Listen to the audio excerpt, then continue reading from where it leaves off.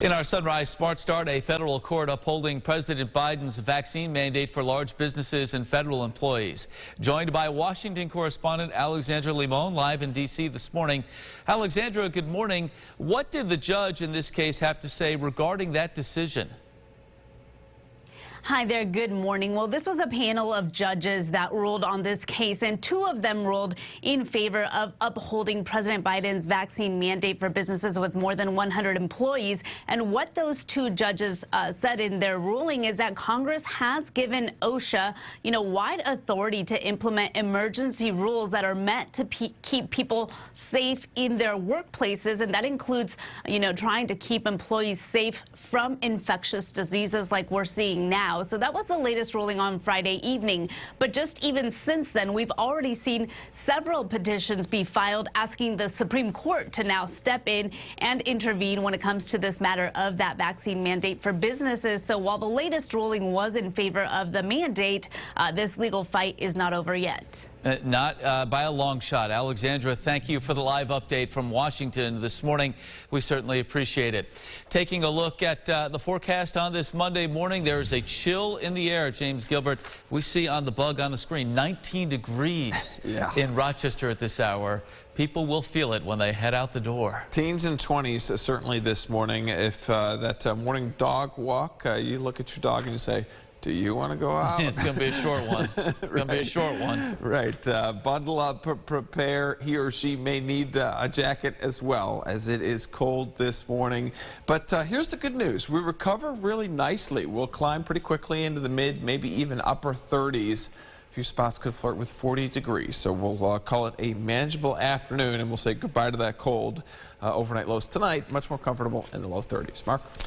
All right, James, thank you. Let's check the roads again with our sunrise traffic. One crash at this hour. It's in Rochester, West Ridge Road at Mount Read Boulevard. The main arteries around the city, 390, 490, and 590, all up to speed at last check. In other news happening today, Kirk Ashton, the former Hilton Elementary School principal accused of sexually abusing students, is due back in court. Ashton charged with at least 26 counts of sexual abuse against minors from 2nd to 5th grades. He was released from jail in October after posting bail. Multiple families have filed separate lawsuits against both Ashton and Hilton schools. Ashton pleaded not guilty to these charges back in April. Also in court today, Seth Larson, the Irondequoit man accused of killing his girlfriend Lisa Schuler back in May. In July, Larson pleaded not guilty to second-degree murder. Prosecutors say after he killed Schuler, Larson emptied his bank account, bought a burner phone, and traveled to West Virginia before he was discovered by U.S. Marshals after a 10-day search. 1,200 employees in the Rochester City School District are set to receive new training on violence prevention and reduction. The district has been awarded over $650,000 by the Department of Justice as part of a 3-year grant. Erica Cost live with more on the new program and why school officials say it's overdue. Erica, good morning.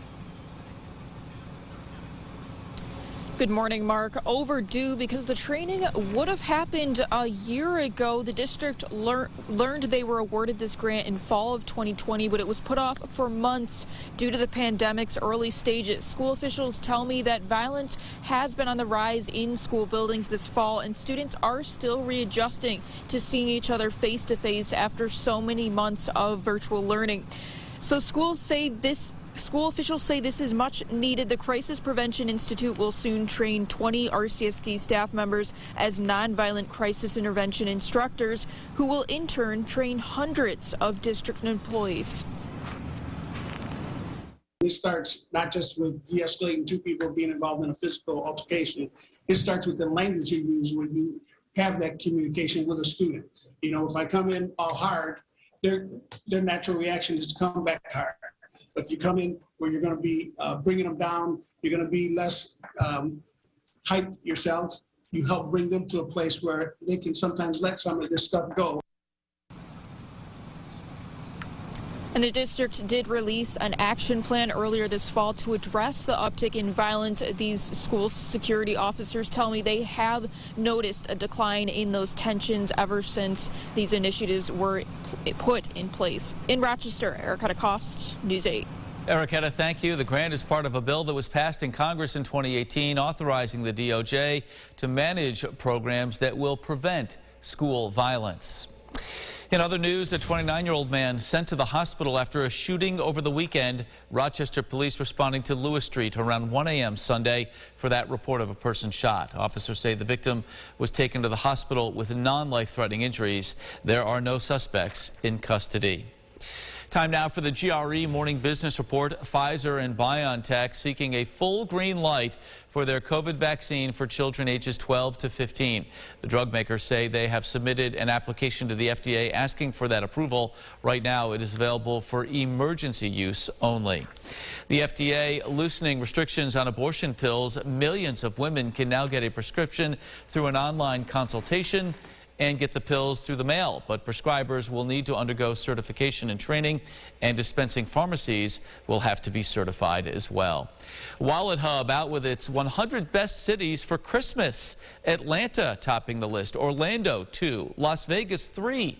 The personal finance site looked at factors like tradition and fun, number of gift and toy stores, and Christmas party costs. Oh, and the personal finance site also weighed in on Christmas spirit. Rochester did not make the list. Buffalo was 27th. Here's what some folks will be talking about at the water cooler. The Bills with a much-needed 31-14 win over the Panthers Sunday. Big day for wide receiver Gabriel Davis, a career day, 5 catches, 85 yards. And right here, one of 2 touchdown catches. The Bills will head to New England next week in a battle for the AFC East. Kickoff coming up at 1 o'clock here on Channel 8 WROC. The day after Christmas. Big stuff there. Gabriel Davis has really come on, I feel like, over the past few weeks. He's coming on, just like this cold air on this Monday morning. It's coming on. Yeah, well, hopefully Gabe Davis does not go away like the cold air this afternoon. We want him to stay hot. Right.